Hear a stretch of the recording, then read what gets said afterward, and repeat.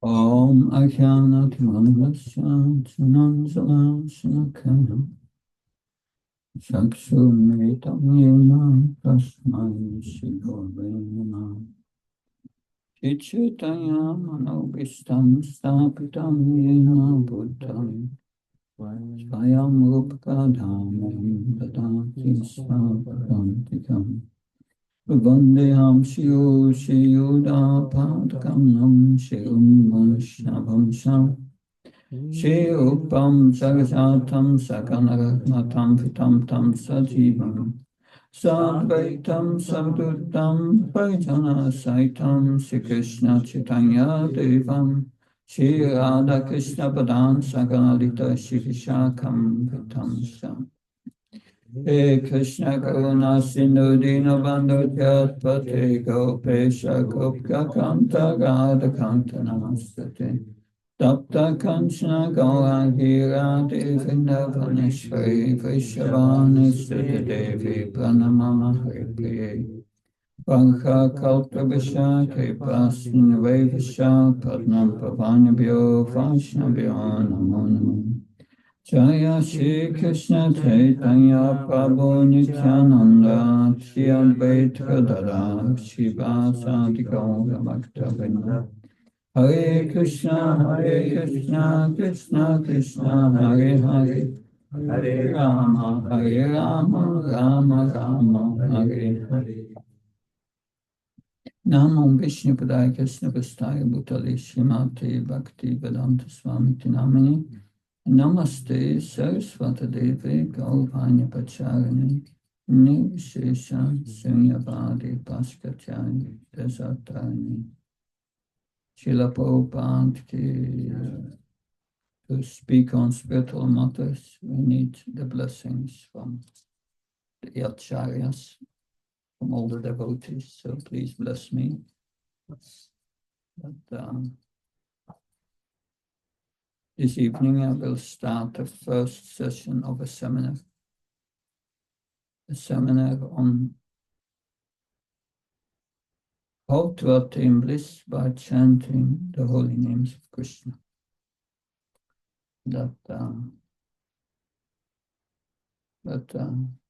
Who is chanting here the Hare Krishna mantra regularly? Yeah. But, when you chant, you feel always bliss. If that's the case, then please come here and give the seminar. No one? No one? No. Okay. Then I will have to speak. But Srila Prabhupada said that the Hare Krishna movement is based on the authority of Bhagavad Gita, as in the introduction of Bhagavad Gita. So, there was one French professor, a so-called Sanskrit scholar.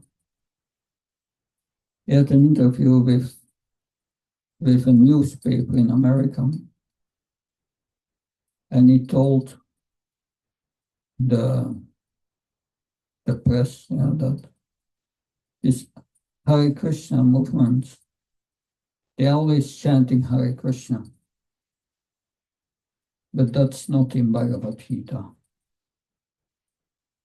But Srila Prabhupada says the Hare Krishna movement is operating on the basis of Bhagavad Gita. Anyway, Srila Prabhupada wrote his professor a letter telling him, maybe you have missed a few verses in Bhagavad Gita. What is the most confidential chapter in the Bhagavad Gita? 9. The 9th. In the 9th chapter, Krishna, and it's in the middle of the 9th chapter, so it must be very confidential. Krishna says,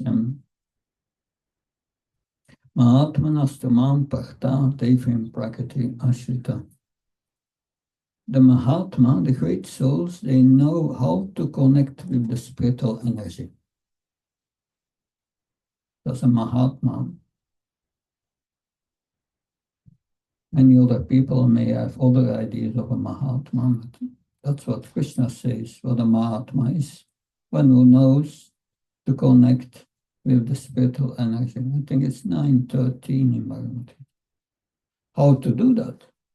Krishna explains in the next verse. Satatam kirtayantamam yatanta sadritavatam. Satatam. The Mahatma always satatam. What does he do? Satatam kirtayantam. Always chanting. Always chanting the glories of Krishna. Chanting his holy name. That is what Krishna says in Bhagavad Gita. There are other verses in Bhagavad Gita where Krishna speaks about chanting. Well, so Arjuna speaks also about it. In the 10th chapter, Krishna says, I'm japa, the chanting, the soft chanting of holy name. In the 11th chapter of the Bhagavad Gita, the Arjuna is praying to Krishna, and he said that the whole universe becomes joyful by hearing the chanting of your holy name. That's in this verse. But, of course, in the Bhagavatam glorifies the chanting of holy name.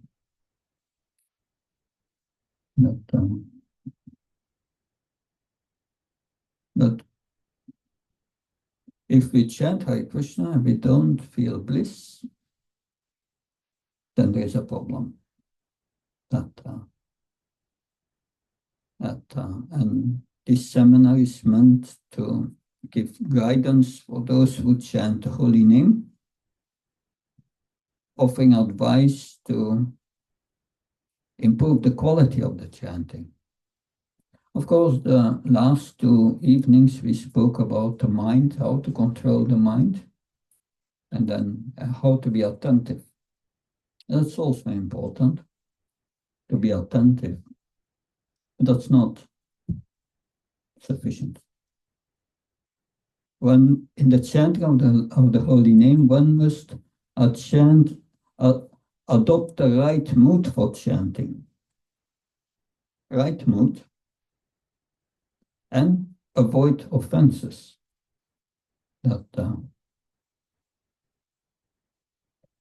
All powers are in the holy name, it's Krishna himself. But these powers will only manifest to us if we chant in the right mood and avoid offenses. And so otherwise we will not experience spiritual bliss. So we must chant in a proper state of mind. This proper state of mind is explained to Lord Chaitanya. Lord Chaitanya is Krishna himself, who came 500 years ago to propagate the chanting of the holy name. He came in the form of his devotee.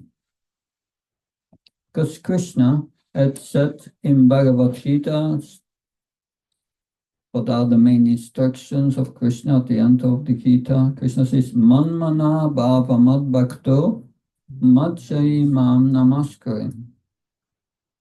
Manmana, Krishna says, that these are the final instructions of Krishna. Manmana, always think of me.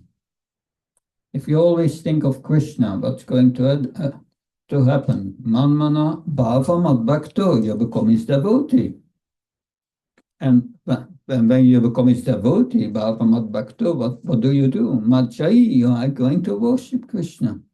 And mam namaskar, of respect. So these are Krishna's instructions. And if we follow the instructions, that is surrender to Krishna. In the next verse, Krishna says, Sarvadam Pishyam Mamakam Sarvamvacha Ampam Sarvapavya Mukshishya Nimacha. Krishna says, surrender unto me. Do that. What's the problem with everyone in Kali Yuga? No one is going to surrender to anyone. It's just not happening. And Krishna knew that, therefore he came back. He came 500 years ago as Lord Chaitanya. At the beginning of Kali Yuga, still at the beginning. Kali Yuga is 435,000 years, I think. So that's still quite at the beginning. And we are at the beginning, but Kali Yuga is quickly deteriorating.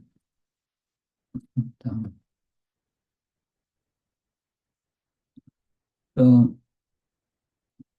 we must have the proper state of mind to chant holy name Lord Chaitanya says. And he explains that in the third and fourth verse of the Shikshastikam. Shikshastikam are 8 verses. These were the only verses really which were written by Lord Chaitanya himself. And that's and it describes the process of the holy name in different stages. So it says, Trinata Pishanitsna Tarora Vesrisna Amana Manadina Kirtanya Sudari. Nadanam Nachanam Nasundram Kapta Bashri Sikami Mamicha Mamecha Mamishpari Bhavata Bhaktya Hait Kitvari.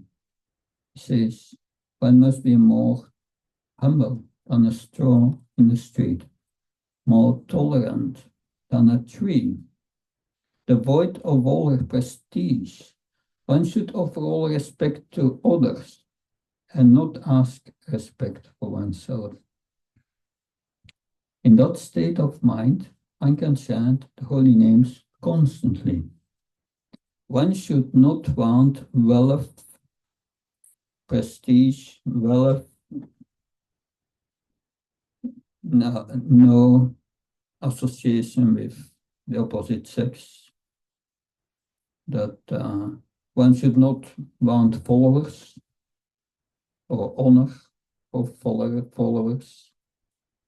That one should just want to serve Krishna birth after birth, even not wanting liberation.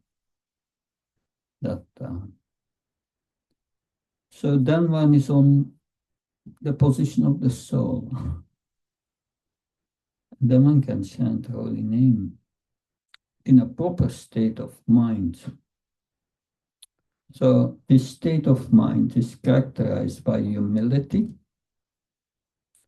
tolerance, respect for others, detachment from worldly possessions, renunciation of worldly desires, and a focus on serving Krishna with pure intention, out of love. No material motivation. It's a high stage that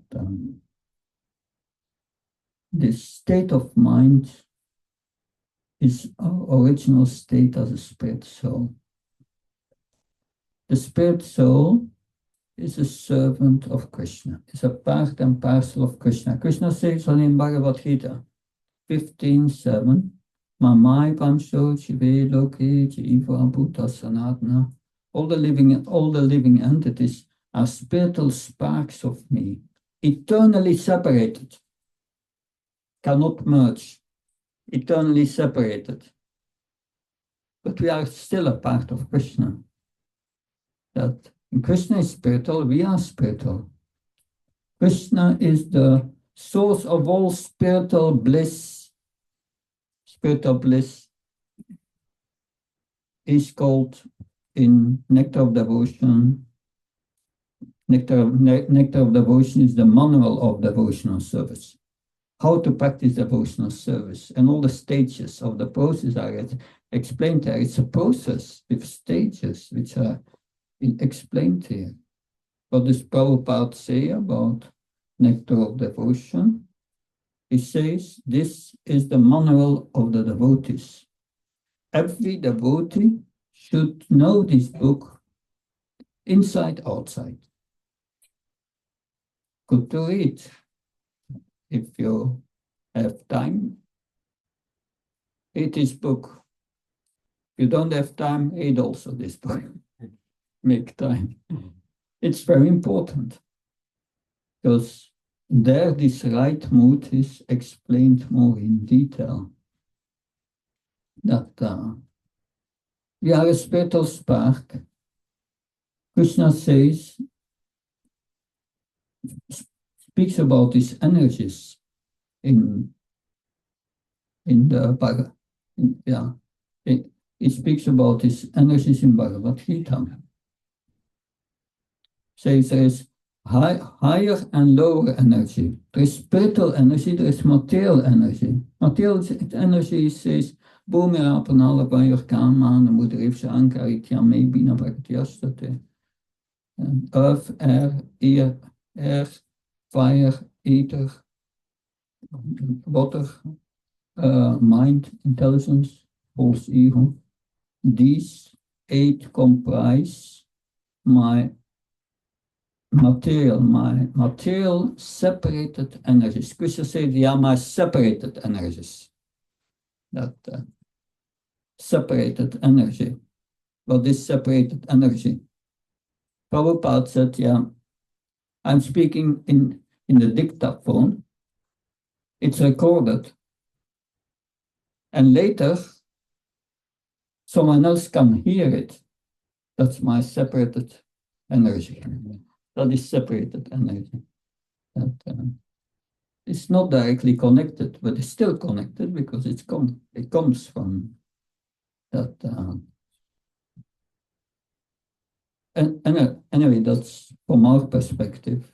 It's certainly separated. Krishna's perspective, that's inconceivable.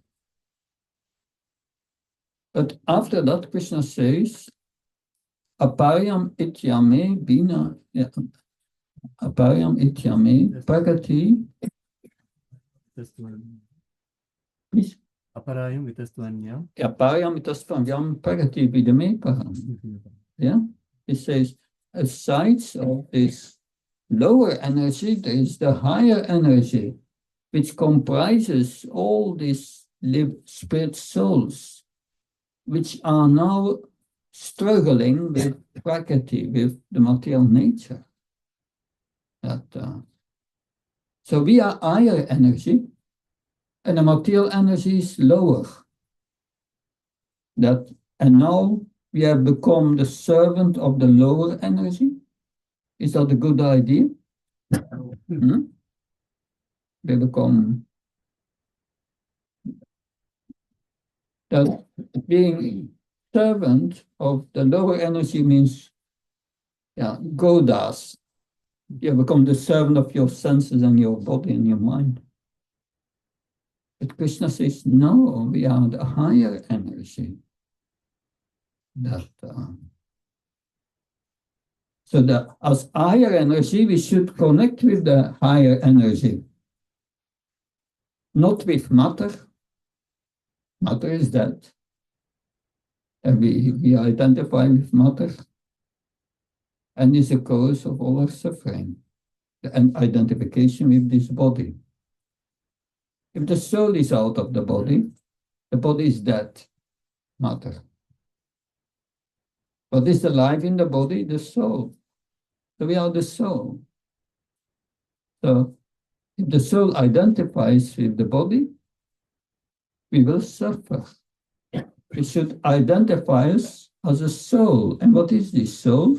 It's a part of Krishna, and therefore a servant of Krishna. We should always be connected with Krishna. Connected. And that connection we make by devotional service. And one of the main methods and most easy methods for us in this age is the chanting of the holy name to make that spiritual connection. If we make that connection, we feel blissful. Because who is Krishna? In Nectar of Devotion is explained, Krishna is Bhakti Rasamrita Sindhu. Bhakti Rasamrita Sindhu is an ocean of nectarian spiritual mellows that if we connect with Krishna, we connect with Bhakti Ras, nectar of devotion, Bhakti Ras. That's spiritual emotions, that spiritual ecstasy. But we cannot make that connection as long as we identify as a servant of this body. You must start identifying as a servant of Krishna. And that is essential.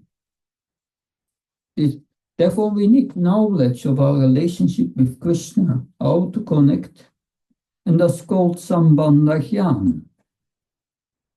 So we can be situated in this position of Sambandha Jnana, a position of our relationship with Krishna, if we adopt this mood of being humble, tolerant, respectful, detachment from material possessions, renunciation, giving up material desires, and focus just on pleasing Krishna out of love, without asking something in return. That if we chant and we think Krishna is our order supplier, I'm chanting because I want from Krishna this, that, and that. I want to be successful in my exam. That I want this job. I want a lot of wealth. If you chant for that, Krishna may give you, but not bliss, not spiritual happiness. That's not the right mood to chant. So knowledge of our relationship with Krishna is called Sambandha Jnana, knowledge of our relationship with Krishna. If we don't have that knowledge, we are ignorant of our spiritual identity. And that is the major cause of our offensive chanting. Why we are offensive. Where do we get knowledge from our relationship with Krishna? Which scriptures? Bhagavad Gita, Srimad Bhagavatam. Please? Chaitanya Charitamrita. Very deep knowledge. That Chaitanya Charitamrita goes very deep. But before coming to that, we study Bhagavad Gita, then Srimad Bhagavatam, then Chaitanya Charitamrita. Because Chaitanya Charitamrita is the PhD. You cannot go to the highest level immediately. First, we have to learn I'm not his body. And it's a whole school to learn, a whole thing to learn. So, and who is explaining to us Bhagavad Gita and Srimad Bhagavatam?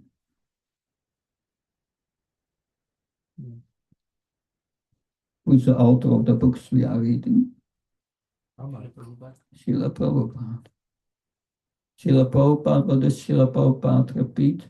The words of the previous acharyas.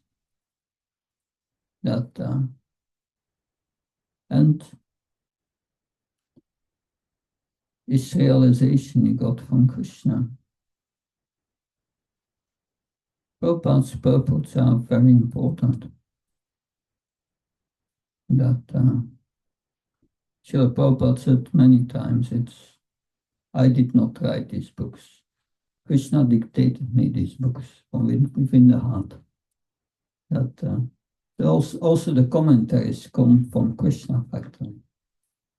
Therefore they are so potent. But knowledge of Krishna can be divided in 3 categories.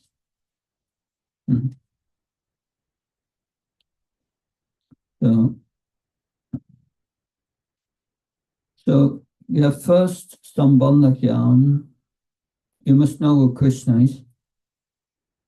That's not easy to understand. Krishna especially gives knowledge about himself in the 4th chapter of Bhagavad Gita, in the 9th chapter. That Krishna says, I'm the source of everything, very many times. I'm the source of everything. That and knowledge of who we are, there's a second kind of knowledge. And the third is knowledge about our relationship. That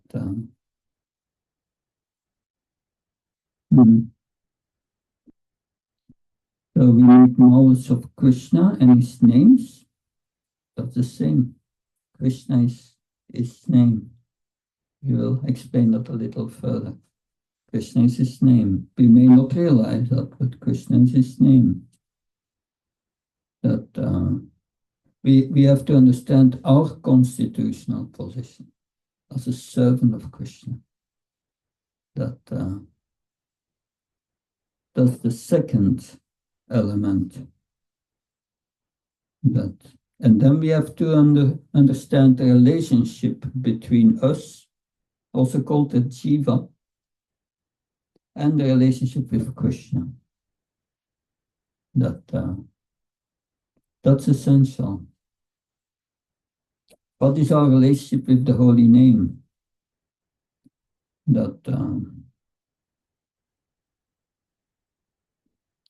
So this is explained by Rupa Goswami. When we chant the holy name, what should be our mood?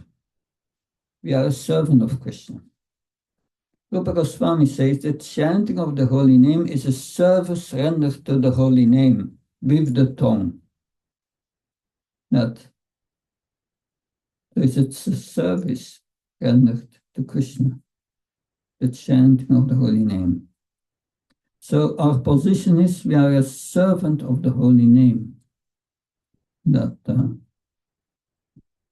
So to live or to engage appropriately in our relationship with the holy name, one needs first to understand holy name is non-different from Krishna.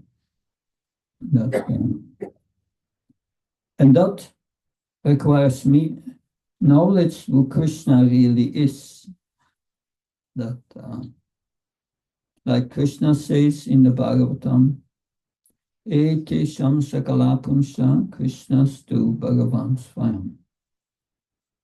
That this is spoken by Sutta Goswami. He says, Krishna is the fountainhead of all incarnations. That must be understood.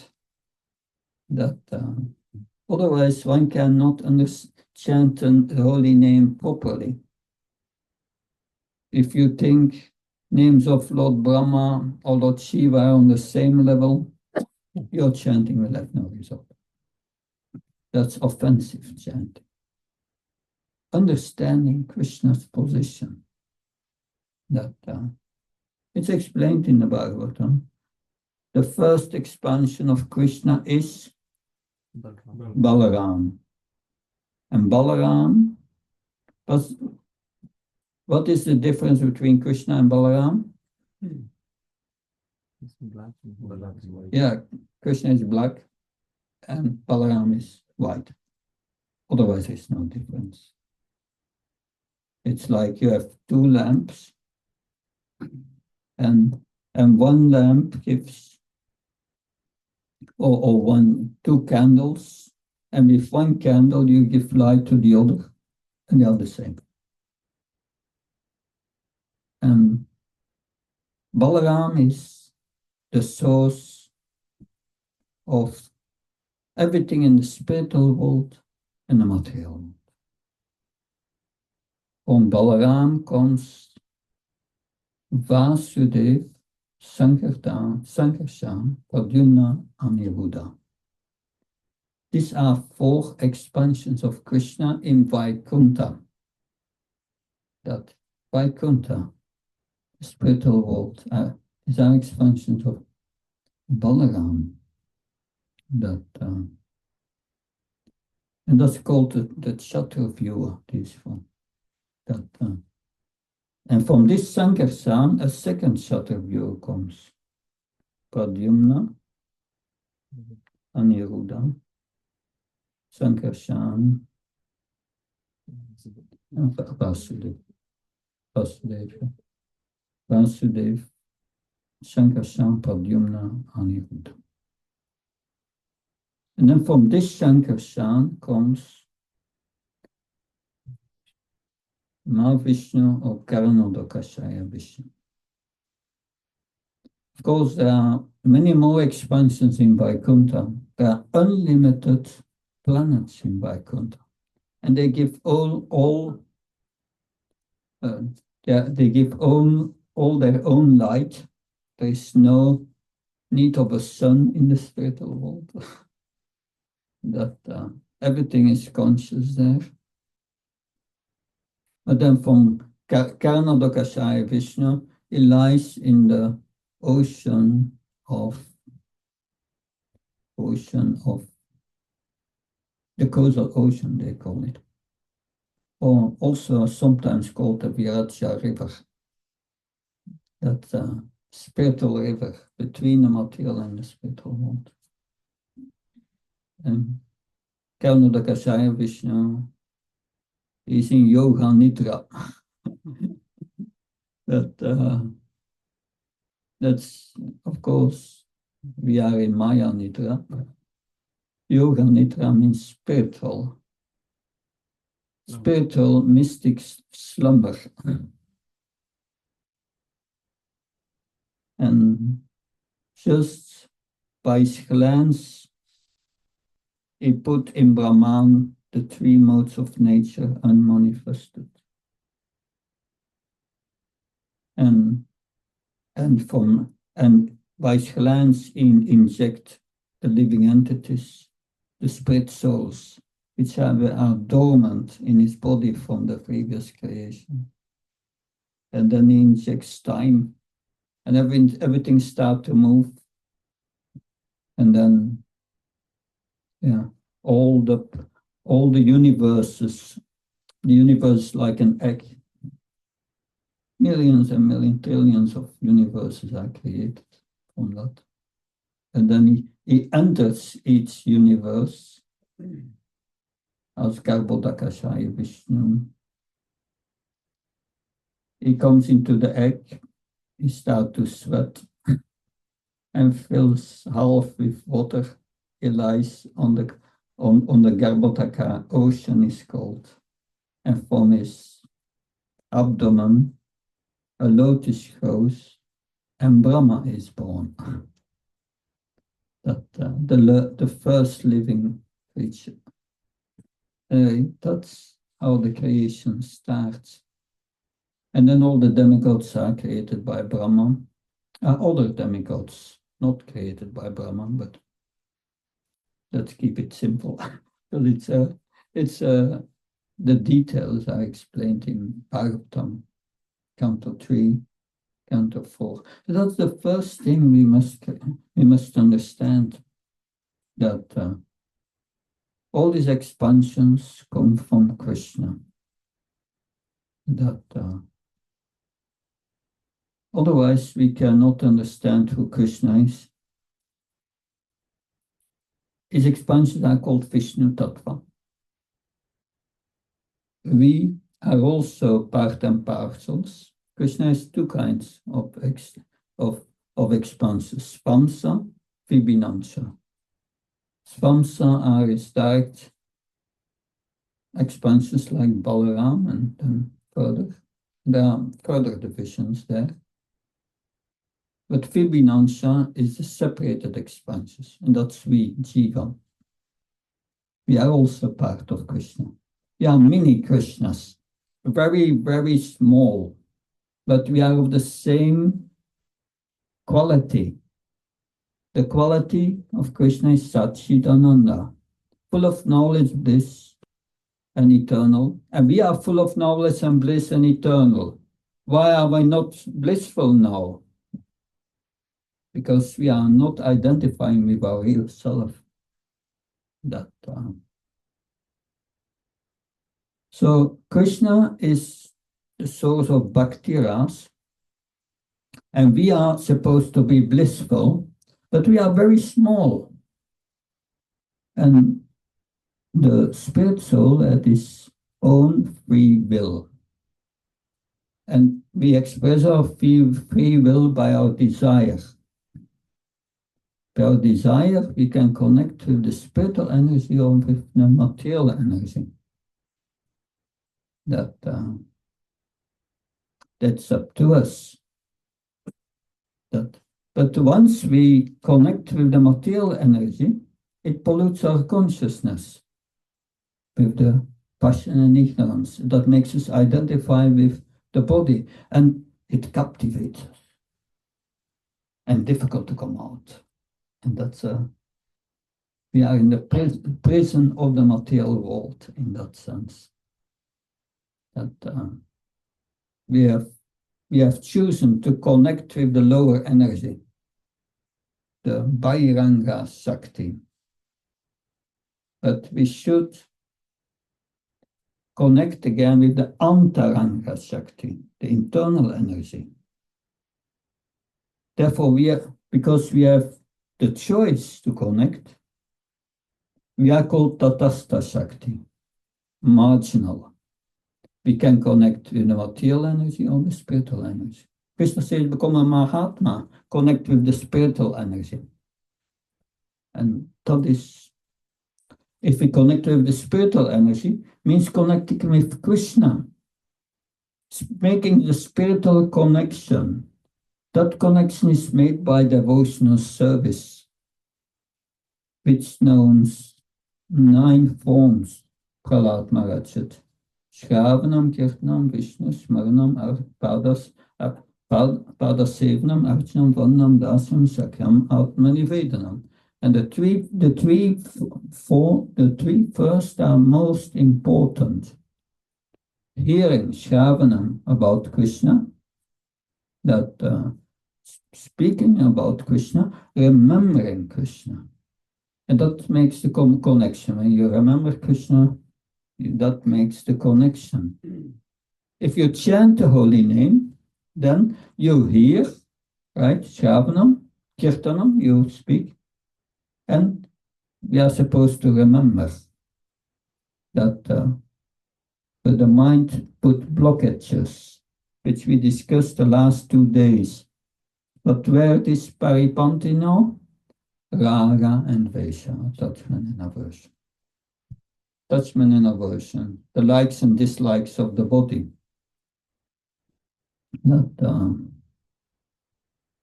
if we are connected with Krishna, Krishna is the ocean of bhakti ras. This spiritual emotions, this spiritual ecstasy is of another nature of material pleasure of the body. As explained in Bhakti Rasamrita Sindhu. The material pleasure of the body is shanshala, flickering, very short. And it is it's bhogatyak. Sometimes you enjoy, sometimes you don't enjoy, you suffer. So, what is our pleasure? We are going to work on Monday. Yes, it's Monday, still a whole week. Tuesday, okay, one day is gone.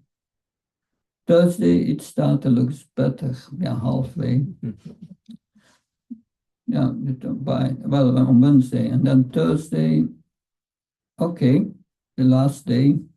Friday, they start to smile. And then that's the tyag. And then the boga comes, the weekend comes. Now we are going to enjoy. But enjoyment goes so quick. And Monday again. So it's not continue that the pleasure, the time you get pleasure is very short and the suffering is very long.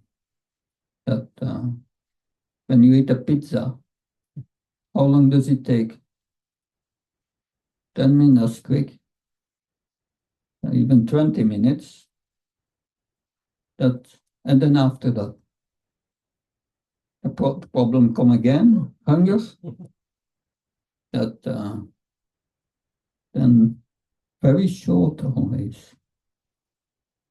Boga Tyag. But Bhakti Ras is different. It's without interruption. When we are connected with Krishna, when we come in our sthai bhav, our permanent connection with Krishna, then we feel always transcendental bliss.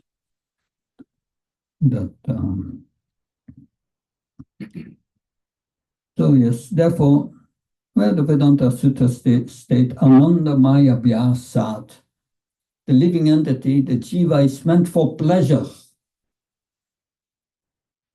But not the pleasure of the body, not being the servant of the body to get a little pleasure. We should become the servant of Krishna and always be in bliss. So yes, it's boundless transcendental happiness.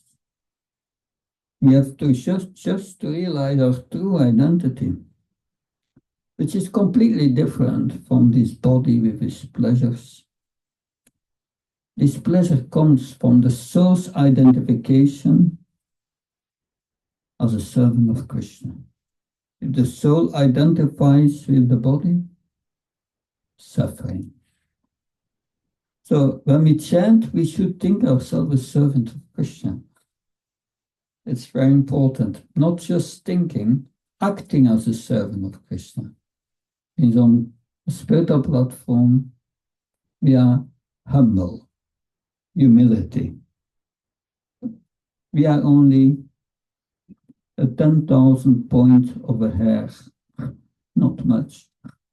That's what we are. Not big. But we should be very humble. So how can we establish our relationship with Krishna and experience this bhakti ras?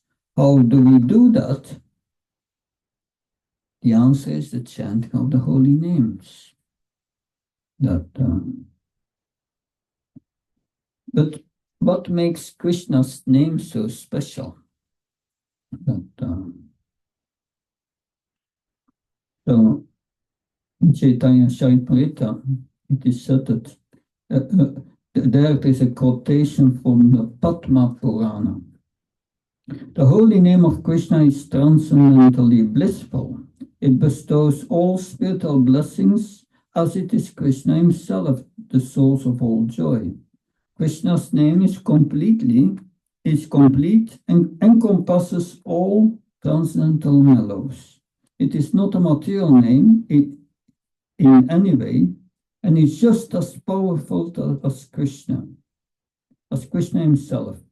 Since Krishna is untouched by material qualities, his name is never tainted by Maya.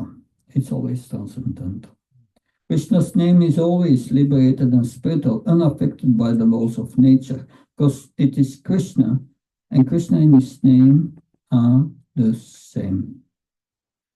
So first, when we chant the holy name, we need to have knowledge of Krishna, of the holy name. What is the holy name? That knowledge in the holy name we find in Bhakti Rasamrita Sindhu. It is said, Nama Shintamani Krishnas Chaitanya Rasa Vigraha Purna Sudo Nitya Mukta Vinatva Nama Namino. The holy name of Krishna is transcendently blissful. It bestows all spiritual benedictions, for it is Krishna himself, the reservoir of all pleasure. Krishna's name is complete, and it is the form of all transcendental mellows. It's not material and any condition. It is no less powerful than Krishna himself. Krishna's name is spiritual, never affected by the laws of nature. Now, if Krishna and Krishna's name are himself, where does the holy name come from? An important question. Narodam Das Thakur writes in his song Hari Hari Vifale Kolokere Premadan Hari Nam Sankirtan. The congregational chanting of the holy name of Krishna has descended from the spiritual kingdom known as Koloka Vrindavan to bestow upon us the treasure of love of God. So it's an import product. It comes from the spiritual world. That's Krishna's eternal pastimes in Goloka are full of the chanting of the Lord's holy names and glories. When the cowherd boys are entering in the forest of Vrindavan to herd the cows, they are singing about Krishna's pastimes. The mother Yasoda churns butter. All the ladies of Vrindavan are milking the cows and churning butter. They constantly sing Krishna's names and glories. The gopis, Krishna's young lovers, chant the holy names and pastimes of Krishna. Okay. Holy name comes from Goloka Vrindavan, that we know now. How did the holy name come here?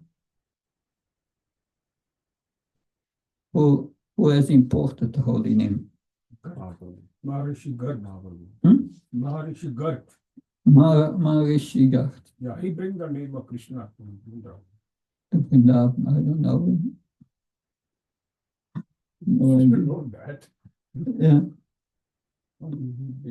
He gives the name Krishna. yeah. That, and where is that in the Srimad Bhagavatam or the Bhagavad Gita?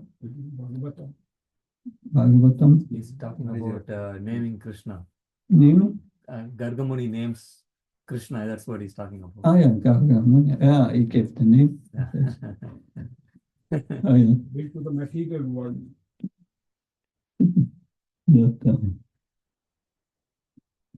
yeah, he gives the name of Krishna, but the name was already there. But,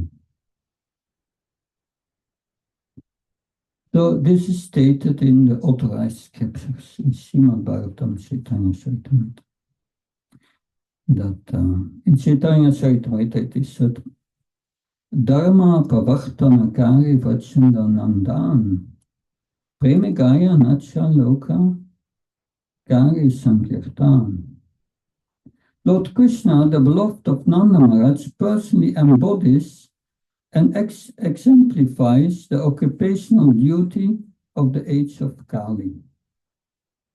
He joyously chants and dances in ecstatic love, inspiring the entire world to come together in congregational chanting. So it's right, Gargamuna gave the name, and so who is Lord Chaitanya? Krishna. Is Lord Chaitanya an incarnation of Krishna? No, it's not. That's a big mistake. We think that. It's Krishna himself who appeared again. It's not different. Not, so it joyously chants and dances in ecstatic love.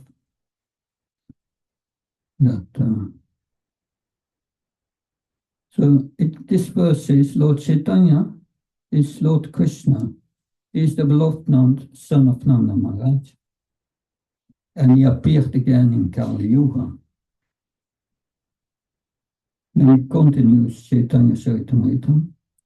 Kali Kalera Dharma Krishna Nama Sankirtan. Krishna Sakti Vinana Tara Pravartana. In the age of Kali, the fundamental religious system is the chanting of the holy name of Krishna.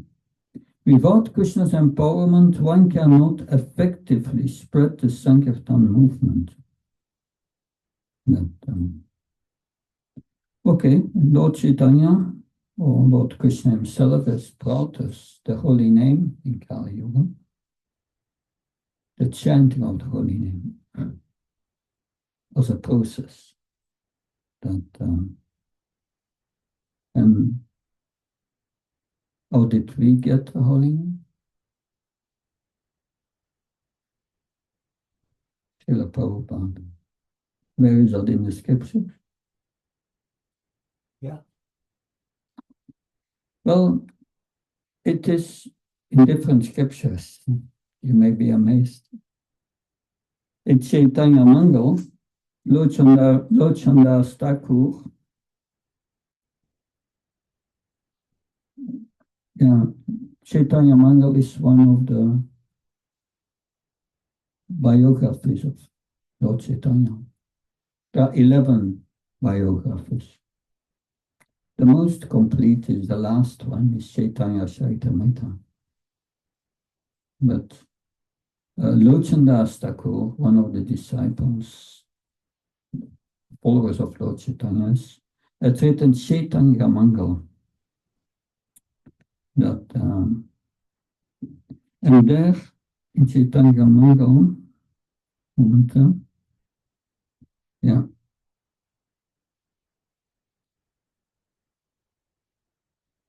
it's a quotation is mentioned from the Sutra Kanda 12, text 562, 563, that it is, I think it's, who was speaking to Mother Ganga? Mother Ganga was a little concerned. In Kali Yuga, all these sinful people will take bath, take bath in the Ganga, and she was thinking, I'm going to become contaminated.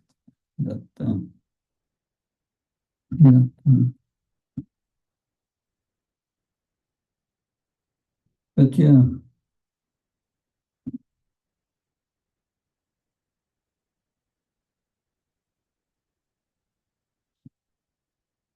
Prabhupada has spread the holy name, but it is said in that scripture, Yadi papi chati dharma dure desya yaja mora sinapati bhakti jaipe tataya.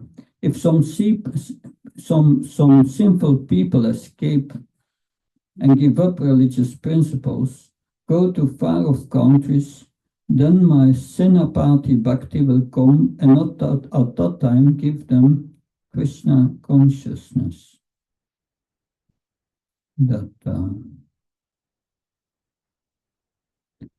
So yes, it is said here, some people will escape giving up religious principles, go to far-off countries. Who are they?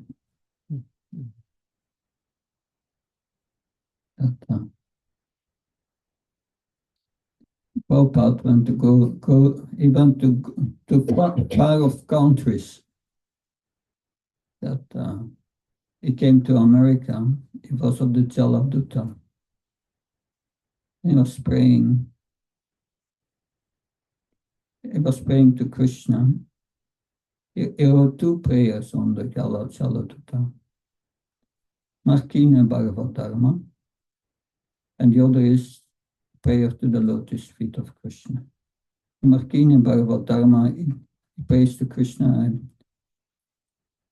but you bring me to this far off country, but how will they be able to accept Krishna consciousness? They are doing all these sinful activities. How will they be able to accept that? But I'm your puppet. You let me dance. You let me dance. That. So if some people escape and giving up all religious principles, go to far off countries, then my Senapati Bhakta is a military field commander, will come at that time to give them Krishna consciousness. So Senapati means military field commander and Bhakti means devotee. So this empowered devotee was Srila Prabhupada. That Srila Prabhupada spread Krishna consciousness from 1966 till 1977, 11 years all over the world. He went over the world, all over the world 14 times. He established 108 temples across 6 continents, spreading the holy name of the Hare Krishna mantra nearly every major city on earth. So, where comes the holy name from? Where does it come? Goloka Vrindavan. That. And who brought us the holy name? The master of Goloka. If we chant the holy name in a proper state of mind, what will happen? Yes. We go back to Goloka. That is the power. Yeah. Mm. But in Bhagavad Gita, Krishna distinguishes who is qualified for bhakti or devotional service. He says that, of course, he says in 66 you have to surrender, but then he gives qualifications after that.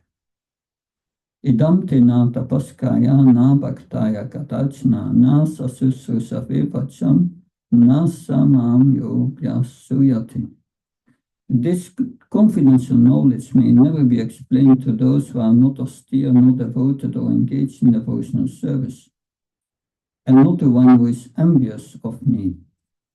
So Lord Krishna emphasizes qualifications, but Lord Chaitanya does not. What is the difference? Well, we know Lord Chaitanya and Krishna are equal, but still they are in a different position. What's the mood of Lord Chaitanya? That The mood of Shri Radharani. yes, that Sri Krishna Chaitanya, Radha Krishna Nai Anya. Lord Chaitanya is Radha and Krishna together. That in Vrindavan they are separated. That my Guru Maharaj Bhakti Sarah Maharaj always said, in Goloka Vrindavan you have 2 chambers, 2 parts, Mayapur and Vrindavan. In Vrindavan, Radha and Krishna is separated. And all residents of Vrindavan, they want to bring Radha and Krishna together.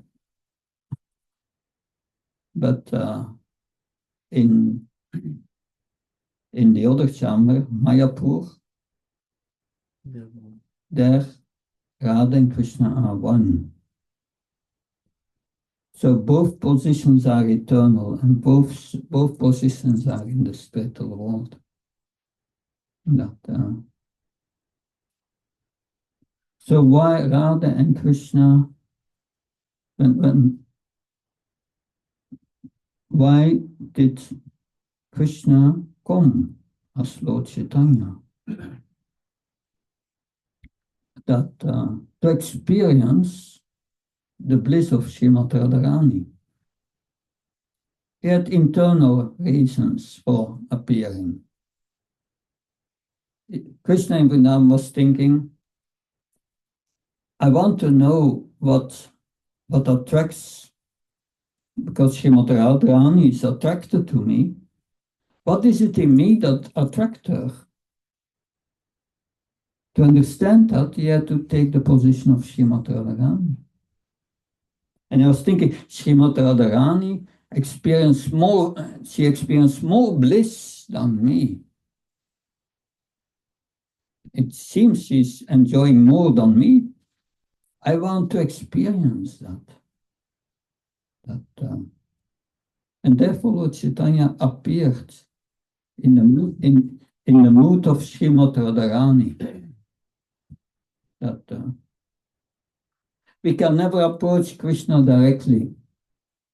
We have to go to Srimati Radharani. And who is the representative of Srimati Radharani? Spiritual master.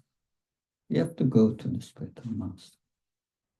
The spiritual master represents the compassion of Radharani. So it means Lord Chaitanya is in a very compassionate mood. More compassionate than Krishna. And because he embodies Srimati Radharani's compassion, he does not differentiate, he does not ask these qualifications, which Krishna asks him. Because the chanting of the holy name has no material barriers, because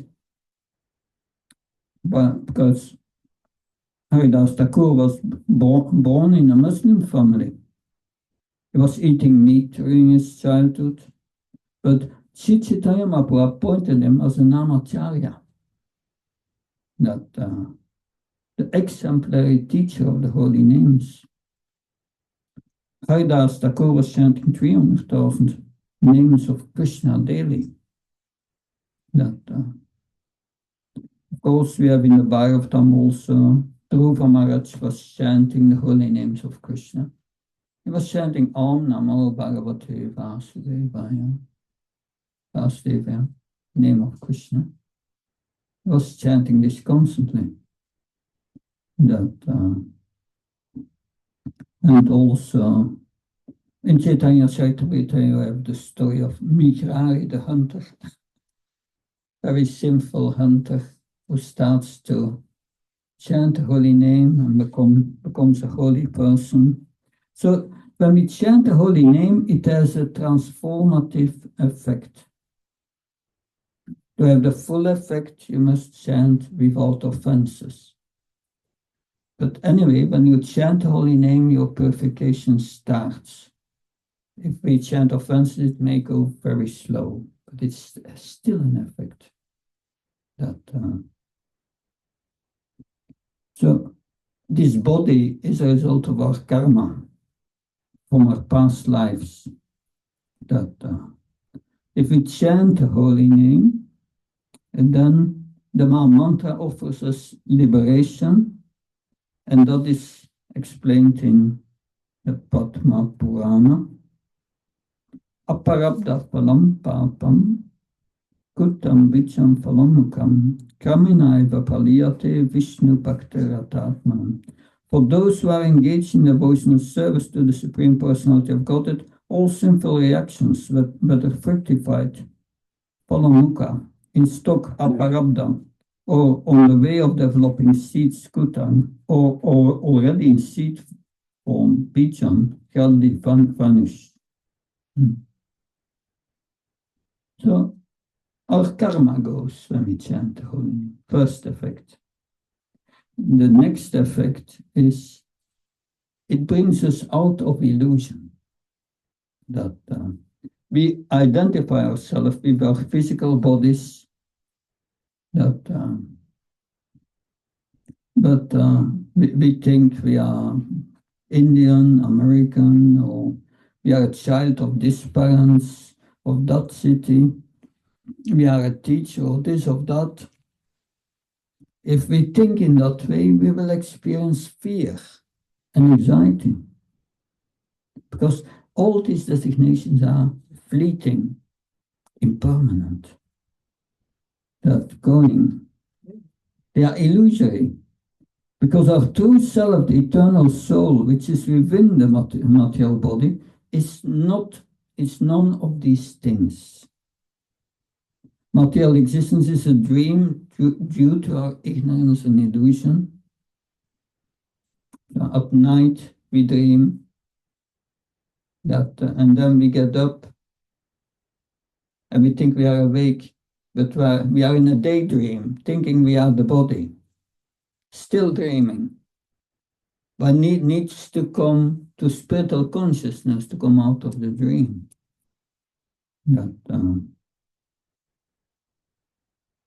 So yes, unless we are awakened to Krishna consciousness, we cannot get out of this dream. So the holy name frees us from illusion.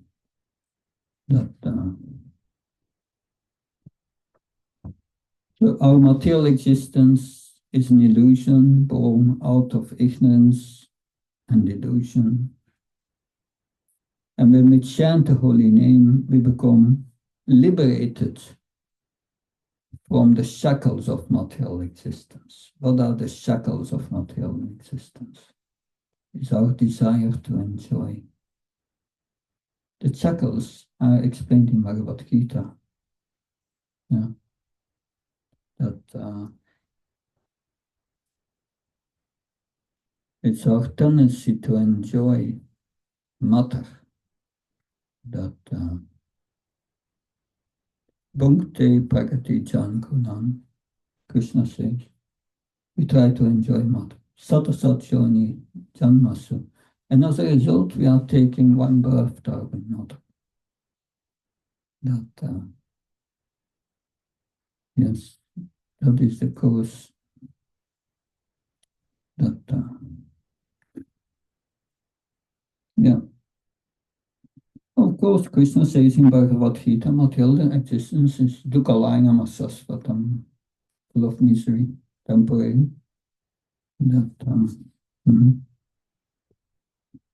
that's, of course, everywhere in the material world. The heavens also suffering. The hellish planets more suffering.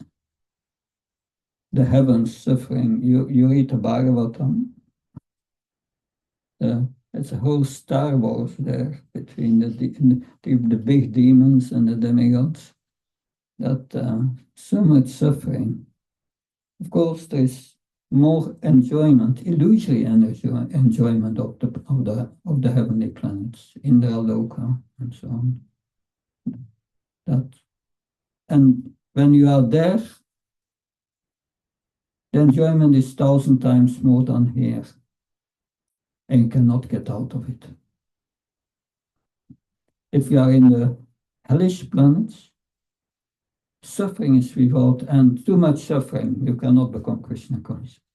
Only the human form of life, which is unique, gives you the opportunity to expand your consciousness unlimitedly into Krishna consciousness, transcendental consciousness.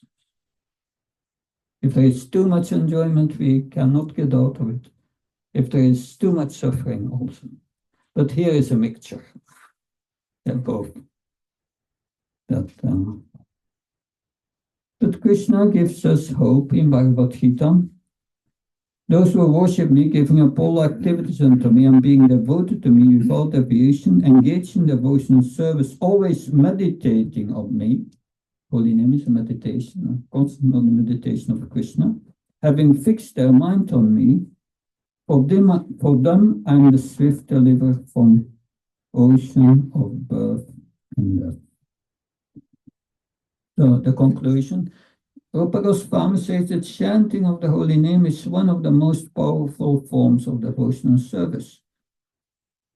Lord Krishna promises in this verse to personally and swiftly deliver devotees from the cycle of birth and death.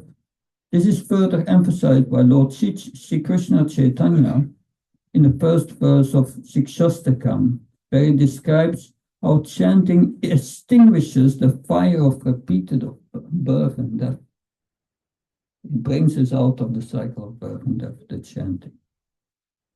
So Haridas Thakur adds that the true result of chanting of the holy name is the awakening of ecstatic love for Krishna's lotus feet. To reach this stage of devotional ecstasy through chanting, we must avoid offenses and chant with a surrendered heart. And that I will explain tomorrow. Any questions? Comments? Yes? Thank you so much, on such a nice class, and thank you so much. So, Maharaj, just you explained that about the devotional processes, 9 processes, and you talked about the chanting of Hare Krishna Maha and in this age of Kali, this is the Yoga Dharma. And we see more in Srimad Bhagavatam, first canto, chapter 2, it is described that Vishwakshana Kathashya, no Tadyatirtim, Shuma Evo Kevalam, that after performing all the dharma, all the occupational duty and everything, if one doesn't develop attachment for hearing about Krishna, then it is simply Shuma Evo Kevalam, it is simply useless. So my question is, why so much importance exclusively given to hearing? Why not chanting, despite chanting is the Yoga Dharma in this age of Kali? Is there any specific reason? Yes, that because the process of devotional service is a process of purifying oneself from ignorance. It's only ignorance. The soul has nothing to see, has nothing to do with this body. It's transcendental. The soul cannot suffer. Suffering is in the mind. When we identify with the mind, then yes, that. But this verse explains in the Bhagavatam, when we do our prescribed duties, like it's mentioned, Karmane Vatakarisте Ma Phalesh Kadacha. We do our prescribed duties that without attachment to the result. That's the Bhagavatam says that's not sufficient. That's nice. You will not make new karma, but you will not be reinstated by that in your original position as a servant of Krishna. It may even lead you to liberation, but liberation is only a stage in devotion. So it's realizing that you are not the body. It's not sufficient. It's the purifying. But Shama, and it will not purify you from your ignorance. You will not make new karma, but it will not purify you. What is the purifying factor? It's Krishna. If Krishna is not the goal, you don't become purified. And that's important. And therefore, to become purified, you must hear about Krishna. And that we will emphasize that we spoke about the Sambandha Gyan, knowledge of our relationship with Krishna. Where does this knowledge come from? It's from the Bhagavatam. That we hear we are a servant of Krishna, but the next moment we are going to serve again our mind and our senses. It's not realized. So we have to hear it again and again and again in different ways and hear the process of purification. So if we hear the Bhagavatam verse by verse and discuss it with devotees, you must discuss it. And by each verse there should be a reflection. What is there in for me? How can I realize or practice this spiritual technique which is in this verse? And then you practice it. You practice it, and then you should have the results. prescribed in the scriptures. If the result is not there, you must ask the spiritual master, what am I doing wrong? So it's a process of learning. So we hear the Bhagavatam, and gradually, every time we realize something, and realization will be deeper if you do that day by day. Therefore, Prabhupada said everyone should have a morning class in the temple and discuss in the morning Bhagavatam, in the evening Bhagavad Gita. That should be our priority in our life. Not that I have no time. My business and my work takes all my time, and I'm like an ass working for the body. No, life is meant for self-realization. There should be balance, not working too much. We work to maintain our body. We work to live. We don't live to work. So we should have time for chanting and hearing Bhagavatam and Bhagavad Gita every day.